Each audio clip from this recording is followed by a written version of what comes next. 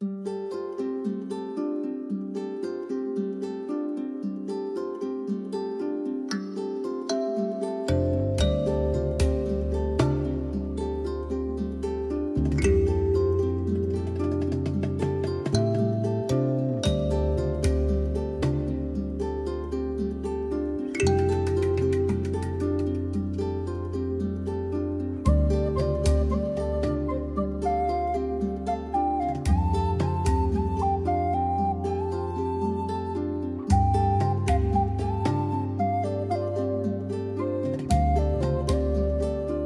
que l'on propose, toutes les options, toutes les voies possibles, hein, puisqu'on a quand même un établissement très très riche entre les voies professionnelles et les voies générales et technologiques. Ça c'est la première chose. Également fédérer les élèves autour des projets et qu'ils puissent montrer à l'extérieur ce qu'ils proposent comme action et comme projet. Voilà, et puis c'est un moment d'échange entre les parents d'élèves, les élèves eux-mêmes, les futurs élèves et puis les enseignants. Ah ben, pour moi c'est une première, donc ces journées portes ouvertes ont été très très positives, hein, à plusieurs états, à savoir l'état d'esprit déjà, hein, de la mobilité de chacun, et puis également je dirais pour le volume de personnes qu'il y a eu. Hein. Bon, ça tient sans doute au soleil, mais ça tient à mon avis surtout à la renommée de l'établissement. Alors l'objectif c'est de faire découvrir le lycée Paul Verlaine aux futurs élèves du lycée, et donc de leur faire découvrir un peu tout ce qui s'y passe et tout ce qui s'y fait en termes de formation et de parcours de formation, soit en lycée général, soit en section professionnelle. Ça se passe très bien, c'est un lieu où on a beaucoup de monde, où ça bouge beaucoup, où les gens arrivent, font la visite et puis reviennent boire un café, remplissent un questionnaire, tout se passe très bien.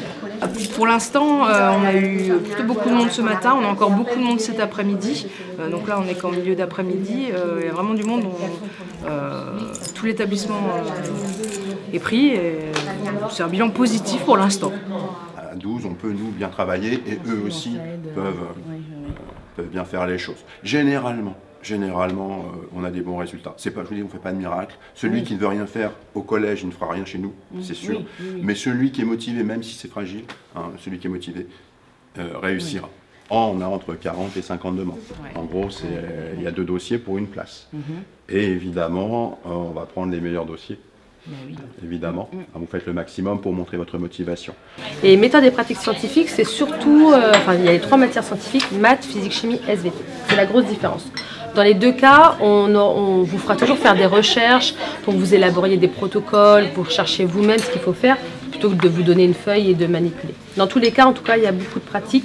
MPS, il y a même de l'exposé à faire devant les élèves, de vos recherches et de votre expérience que vous aurez faite sur un thème qu'on vous aura donné.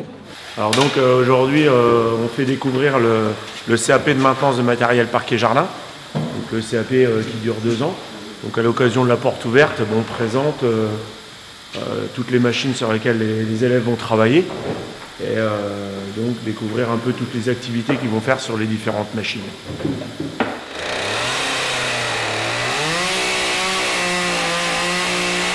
En tant que professeur d'histoire-géographie et de MC, on souhaite présenter nos programmes de seconde, ce qu'on fait en seconde avec nos élèves, nos exigences. Oui, de présenter un peu les travaux d'élèves en même temps, de donner un aperçu du programme de l'année, et puis d'évoquer donc ce qu'on peut faire en classe concrètement, comment ce programme s'applique avec nos élèves. Et puis à partir de là, on leur explique que tout ce qu'on fait en seconde, c'est dans la perspective de la préparation au baccalauréat. On leur montre à quel point l'histoire et la géographie et le MC sont importants dans la scolarité d'un élève, que ce soit une scolarité pour le bac général, bac technologique ou même bac professionnel. Voilà, ici pour la journée porte ouverte, c'est l'espace première bac pro élec. Donc c'est l'ensemble des TP qu'on va réaliser sur l'année. Donc si les parents viennent, ils verront exactement ce que les élèves font ici. Les TP en réalité, que ce soit sur les variateurs de vitesse, en câblage ou en habitat tertiaire. Voilà. Ici nous avons la partie terminale où on étudie simplement des systèmes qui existent pour montrer aux élèves comment ça fonctionne. On ne fait pas de câblage, contrairement en seconde et en première. Donc moi c'est Philippe, j'ai passé mon bac pro électrotechnique l'année dernière au lycée Verlaine de Rethel. J'ai eu mon bac avec la mention bien. Par la suite j'ai postulé chez ERDF et j'ai été pris chez ERDF en alternance en BTS ATI que j'ai commencé depuis septembre de cette année. Et j'ai décidé de venir ici pour passer un petit bonjour à mes anciens professeurs et prendre des nouvelles. Donc, voilà. Les profs avec qui on a toujours eu de très bonnes relations. Exactement. La chance d'avoir cette année une élève néo-zélandaise, donc qui est venue chez nous du mois de septembre et est repartie fin janvier. Donc c'est une élève très pétillante, dynamique, qui a souhaité nous faire profiter de ses connaissances et nous ouvrir à son monde, sa culture, la culture maori. Donc on a profité de son énergie pour étudier la Nouvelle-Zélande de fond en comble. On a fait aussi une petite dégustation de pavlova. Alors là, je laisse Morgane s'exprimer, elle sait parfaitement le faire. Bah voilà, le pavlova, c'est une spécialité néo-zélandaise. Ça a été fait en l'honneur de Anna Pavlova, qui est une ballerine russe et qui a fait un voyage en Nouvelle-Zélande. Et donc, par habitude, les Australiens et les Néo-Zélandais ont un peu combattu pour ce petit gâteau. Et donc, c'est la meringue, de la chantilly, du kiwi et de la fraise. Donc, si j'avais voulu déguster, c'est parti. Voilà, donc ici, on est en CAP ATMFC. Ça se prépare en 2 ans et il y a 2 grands débouchés. Travailler en collectivité dans 4 domaines professionnels. La restauration, donc on voit des élèves ici qui sont en train de préparer. Donc la restauration, l'entretien du cadre de vie, l'entretien des locaux, l'entretien du linge et puis également l'aide à la personne. Ces élèves sont destinés à travailler en collectivité, comme agents de collectivité, milieu hospitalier, maison de retraite, etc. Mais aussi l'entretien à domicile. En milieu familial. Enfin, entretien, non. Voilà, travail, aide à domicile en milieu familial, tout ce qui est aide à la personne, en tant qu'aide ménagère, auxiliaire de vie, etc. Voilà. Donc des débouchés, il n'y a pas de souci. Et puis un CAP qui est très polyvalent, qui forme donc dans 4 domaines professionnels. Donc logiquement, il y a du travail. Il y a du travail, oui. Voilà, des débouchés. Ouais. Alors nous, notre rôle, c'est d'accueillir les jeunes qui arrivent en seconde générale et technologique et les parents et de leur expliquer en quoi consiste l'enseignement de PFEG, principes fondamentaux en économie et en gestion. Voilà, et de répondre à leurs questions et à leurs attentes. Et puis de bien les informer. Est-ce que tu as une idée du métier que tu veux faire? Auxiliaire puéricultrice. Auxiliaire puéricultrice, d'accord. C'est bien, c'est la bonne section. Il faut savoir que 95% des élèves qui arrivent en seconde veulent travailler auprès de l'enfant. Mais au fur et à mesure des stages, parce qu'il y a quand même 5 stages, tu feras un stage auprès de personnes âgées, de personnes handicapées, peut te faire peur, tu as 15-16 ans, voilà, tu connais pas, voilà. Mais les stages, ça va permettre de dédramatiser un petit peu et d'évoluer dans tes idées, d'accord? Mais bon, si tu as le projet d'auxiliaire de puéricultrice, pas de souci, tu passes le concours à la fin des 3 ans, la section SSP, ça convient. Je m'appelle Marion, je suis en filière à SSP. Je fais la garderie pour garder les enfants des professeurs, pour jouer avec eux. Donc ça m'entraîne pour mes stages suivants.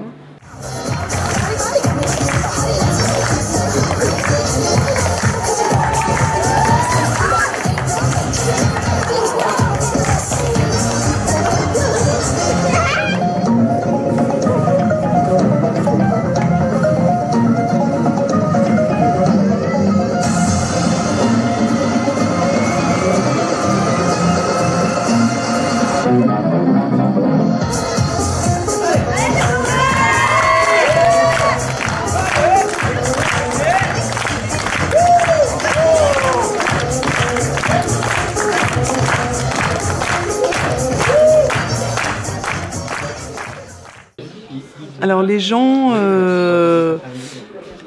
ne posent pas beaucoup de questions parce que l'EPS pour eux c'est de l'EPS. Voilà. Maintenant nous avec ce qu'on leur propose on amène des questions.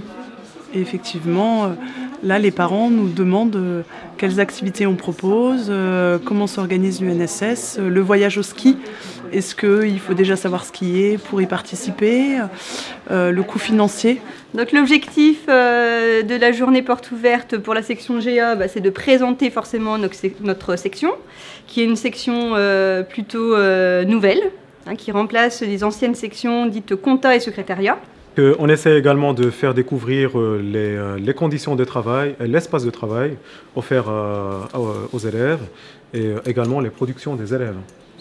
Les élèves de la section, les premières et les terminales de cette section. SES. Alors, la méthode de travail, c'est plus du travail en groupe ou des débats qui sont faits. On part toujours de ce que savent les élèves pour après construire notre cours, en essayant de rendre les thèmes abordés les plus actuels possibles et les plus proches des préoccupations de jeunes qui ont 15 ans. Alors, c'est pas toujours simple. Parfois, nous, ça nous passionne de parler de l'internationalisation, de la mondialisation.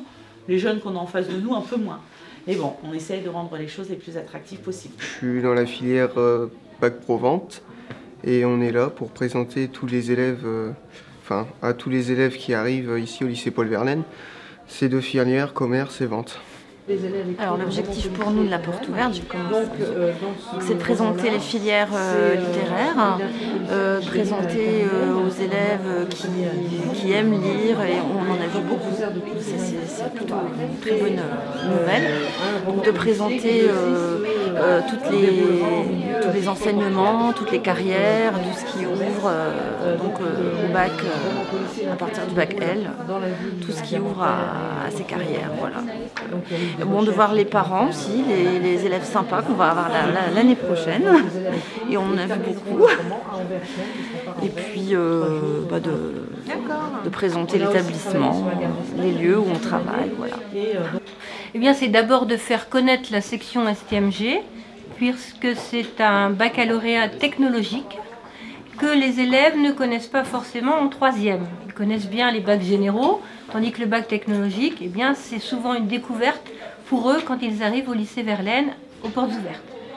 Voilà. Donc bien leur montrer qu'il n'y a pas que les bacs généraux, il y a le bac STMG avec des nouvelles matières dès la première, telles que management des organisations, éco-droit, sciences de gestion, et puis ensuite leur montrer quels sont bien évidemment les débouchés de cette section, avec les DUT, les BTS, licence professionnelle, fac et prépa Roosevelt.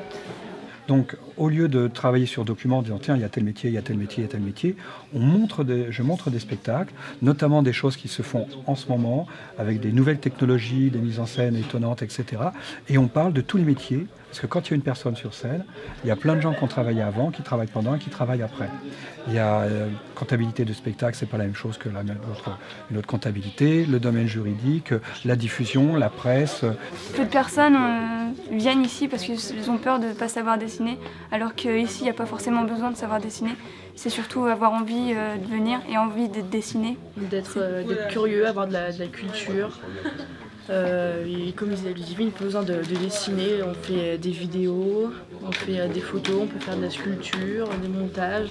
Donc le but, oui, c'est de ramener beaucoup de monde, voir si l'art plastique pourrait les intéresser. Parce que notre section a de moins en moins de monde, donc on aimerait vraiment que beaucoup de personnes viennent ici, parce que c'est une section vraiment intéressante.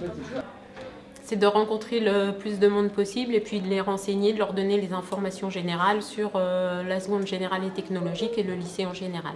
Donc je présente effectivement le fonds documentaire, ce qu'on peut faire au CDI, le rôle pédagogique des professeurs documentalistes et le lieu. Et je parle également de la programmation culturelle, de toute l'ouverture culturelle de l'établissement. C'est vraiment tout pour cette salle pour que la cafétéria perdure, d'accord ? Ici, si vous n'êtes pas adhérent, n'ayez pas peur, vous pouvez rentrer dans la cafétéria, venir vous installer, acheter à manger, à boire, il n'y a pas de souci, d'accord ? Par contre, si vous voulez accéder aux activités qui sont annexes et ponctuelles, c'est-à-dire baby-foot, ordinateur, ping-pong, jeux de société, il y a aussi un groupe musique, là à ce moment-là, il faut être adhérent. D'accord. Il y a aussi des activités plus ponctuelles. Par exemple, on a fait une journée de Noël avec un concert. Il y avait des tombolas gratuites, bien sûr, mais il y avait des lots à gagner, par exemple. Il y a des tournois aussi toute l'année. Tournoi de baby, tournoi de ping-pong, tournoi d'échecs, tournoi de FIFA sur PS4. Donc là, pareil, il y a des choses à gagner à la fin. Donc si vous êtes adhérent, à ce moment-là, là, vous pourrez y participer. Autorisé à sortir de l'établissement. Sachant que si vous la laissez sortir, elle est sous votre responsabilité. Nous, si vous ne l'autorisez pas à sortir, on la laissera pas sortir. Et si elle sort vraiment sans qu'on l'ait vue, elle doit s'attendre à des répercussions. Quand ils ne sont pas autorisés à sortir, ils vont à la cafétéria, nous on appelle et on sait qui c'est qui est là et qui n'est pas là. Alors, je suis là pour faire la promotion de mon établissement. Voilà, un établissement où on se sent bien, un établissement vert, les gens reviennent, ouvert sur l'extérieur, où même les anciens collègues reviennent. Voilà. Tu es ravie de l'accueil, l'implication des lycéens qui nous ont permis de découvrir l'établissement. Je suis en 3e au collège Sainte-Thérèse et je viens découvrir le lycée Verlaine pour savoir quelle section, plus le général en fait. Je voulais savoir comment était le lycée et j'ai été très bien renseignée.